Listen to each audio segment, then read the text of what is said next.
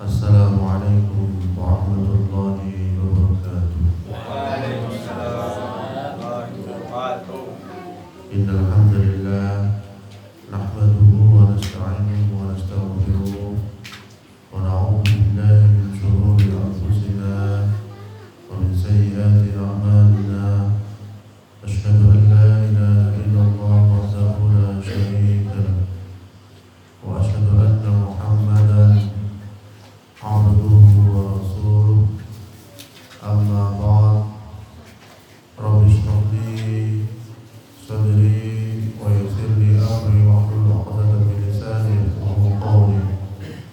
A'udzu bi kalimatillahi tammah min kulli syaitanin wa hammah wa min kulli 'ainin lamah.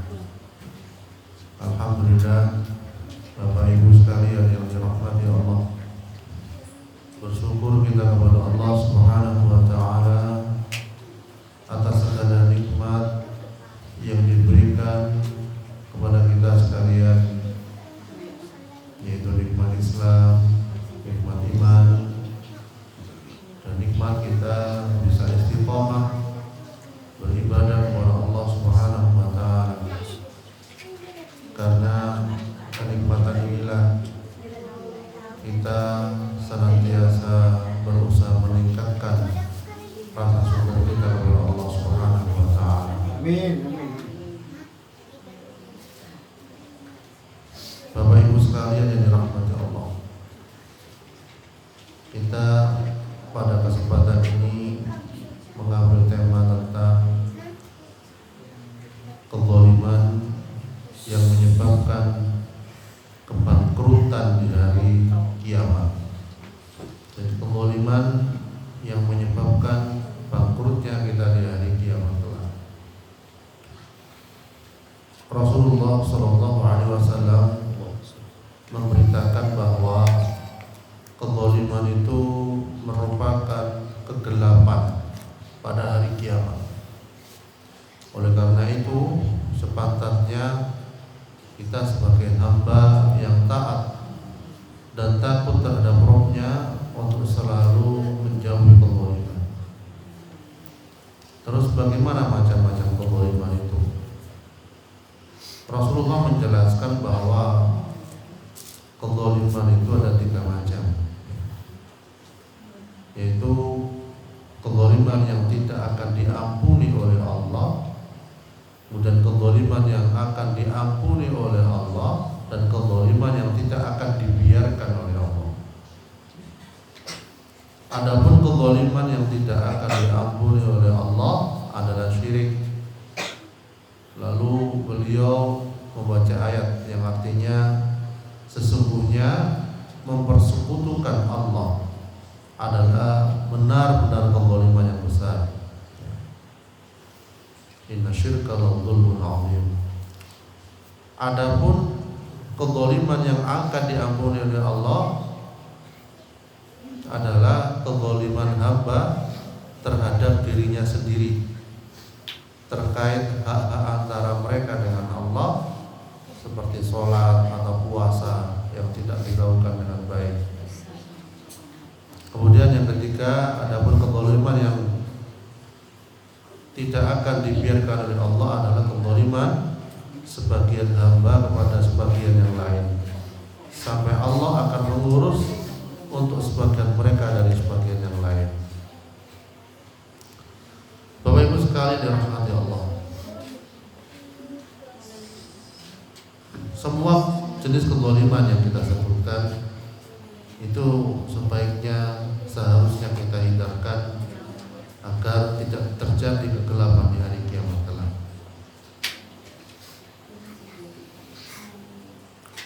Menzalimi orang lain, nah ini termasuk yang akan diadili oleh Allah, tidak akan dibiarkan oleh Allah.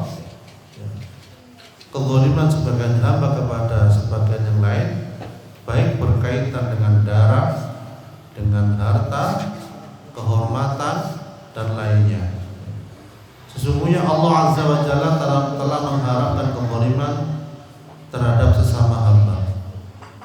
Allah Azza wa Jalla berfirman di dalam hadis qudsi, kursi, yang artinya wahai hambaku, wahai hamba-hambaku, sesungguhnya aku telah mengharapkan kezaliman terhadap diriku, kata Allah, dan aku menjadikannya perkara yang diharamkan di antara kamu, maka janganlah kamu saling menzalimi. Jadi misalnya pun menzalimi mengurangi hak tanah, lah itu bahaya. Jadi jangan sampai kita itu memindahkan batas-batas tanah supaya mendapatkan lebih banyak. Nah, itu termasuk salah satu bentuk kezaliman. Ya, dan kita berusaha di dunia ini ya, menjauhi sengketa, apalagi sengketa yang berlebihan. Ya, bahkan sampai menzalimi karena merasa berkuasa, punya notaris, ya, punya orang yang bisa menyelesaikan perkara dengan mudah walaupun salah, itu bentuk-bentuk kezaliman. Kalau bukan haknya, sebaiknya kita berikan kepada yang lain, karena keadilan di akhirat tidak akan luput sekecil apapun, pasti terbuka, dan Allah akan menyingkap semuanya dan mengadili dengan seadil-adilnya. Bapak Ibu sekalian dirahmati Allah. Oleh karena itu, ketika kita tahu materi tentang kezaliman, mari kita bersegera menyelesaikan kezaliman yang mungkin pernah kita lakukan terdahulu. Meminta maaf, meminta kehalalannya, ya. Andai kata dulu mungkin pernah mengambil tanah orang lain, ya kita kembalikan, entah itu 1 meter, 2 meter katakanlah, itu kita selesaikan.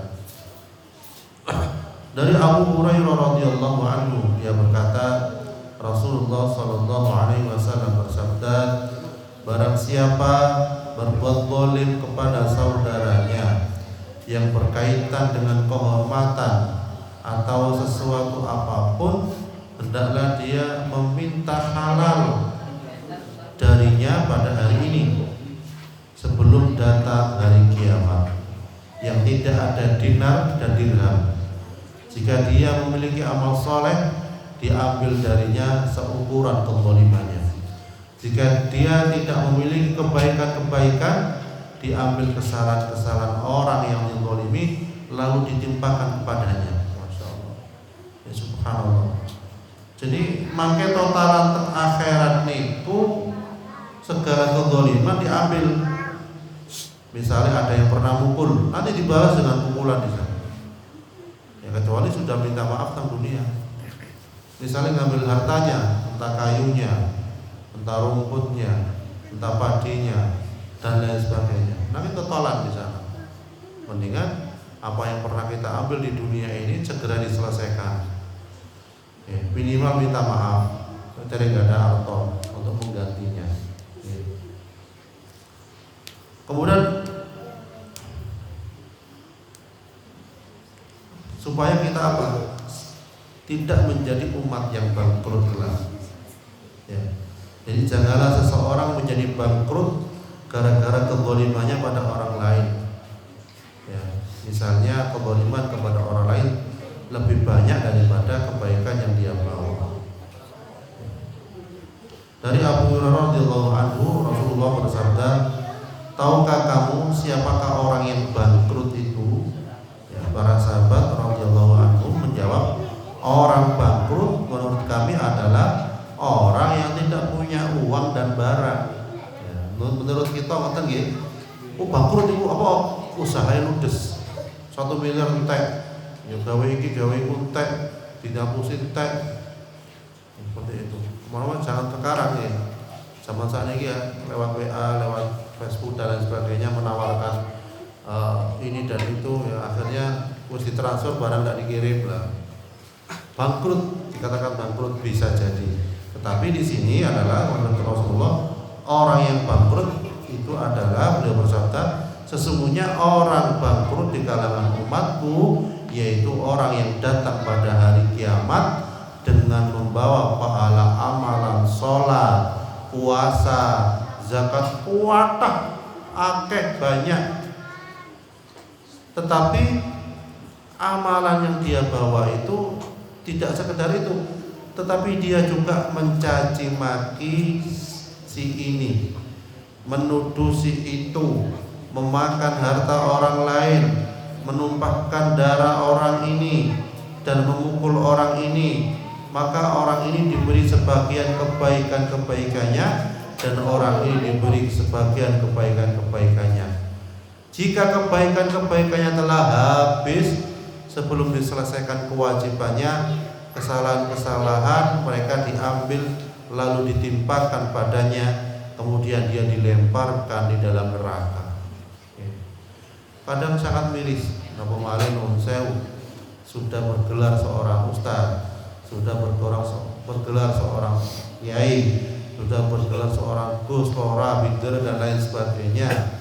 Akhirnya masyarakat ada yang banyak percaya, saya ini. Kemudian ketika dia bertransaksi jual beli, ya pesen barang misalnya batako ini dan itu, setelah dipasang ternyata nggak dibayar. Nanti wonten ceritane wow. Jadi belum bilang dari seorang yang mengatakan begitu.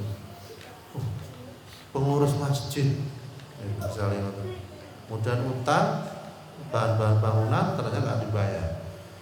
Di hadapan Allah sama saja, entah itu pengurus masjid, pengurus musola, ataupun dia orang biasa. Ketika utang, tetap di hadapan Allah akan dihitung, tidak akan pernah luput. Jadi setelah kita mengetahui bahwasanya kezaliman itu harus diselesaikan, monggo kita selesaikan di dunia ini sebelum panasnya api neraka kelak, ya, yang akan menghancurkan tubuh-tubuh orang yang zalim. Tidak hanya di akhirat kelak. Jadi orang-orang yang zalim itu, ya, di dalam Al-Qur'an digambarkan, a'udzubillahi minasyaitonir rajim. Walau tara idh zalimuna fi ghamaratil mauti wal malaikatu basitu aydihim akhrijū anfusakum al-yawma tujzawna 'adzabal huni bima kuntum taquluna 'ala Allahi ghayra haqq wa kuntum 'an ayatihi tastakbirun.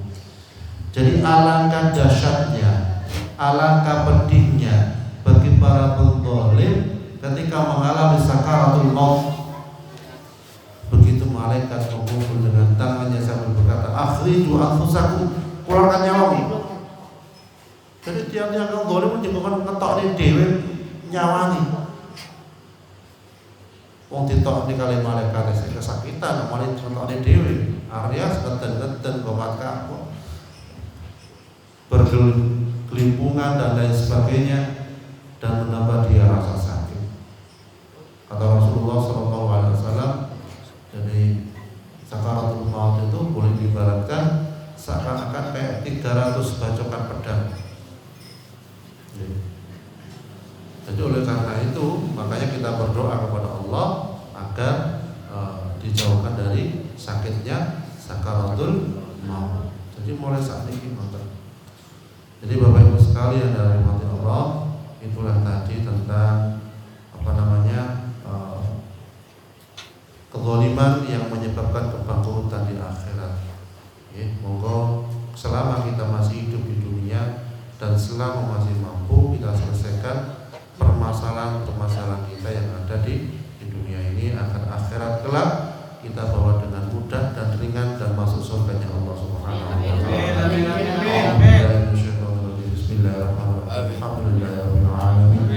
Allahumma anzil rahmata wal maghfirata wasyafa'ata wa hikmata ila arwahina minal muslimin wal muslimat wal mu'minin wal mu'minat warfa' lahum darajat wa dha'if lahum hasanat wa kaffir 'anhum sayyi'at wa adkhilhum jannata ma'al aba'i wal ummahat. Ya ayyatuhan nafsul mutmainnah irji'i ila rabbiki radiyatan mardiyah fadkhuli fi 'ibadi wadkhuli jannati. Rabbana hab lana min azwajina wa dhurriyyatina qurrata a'yun waj'alna lil muttaqina imama. Rabbi ij'alna muqimas salati wa min dhurriyyatina rabbana wa taqabbal du'a. Rabbana atina fid dunya hasanah wa fil akhirati hasanah wa qina وعذاب النار. وصلى الله على سيدنا محمد وعلى آله وصحبه وسلم والحمد لله رب العالمين.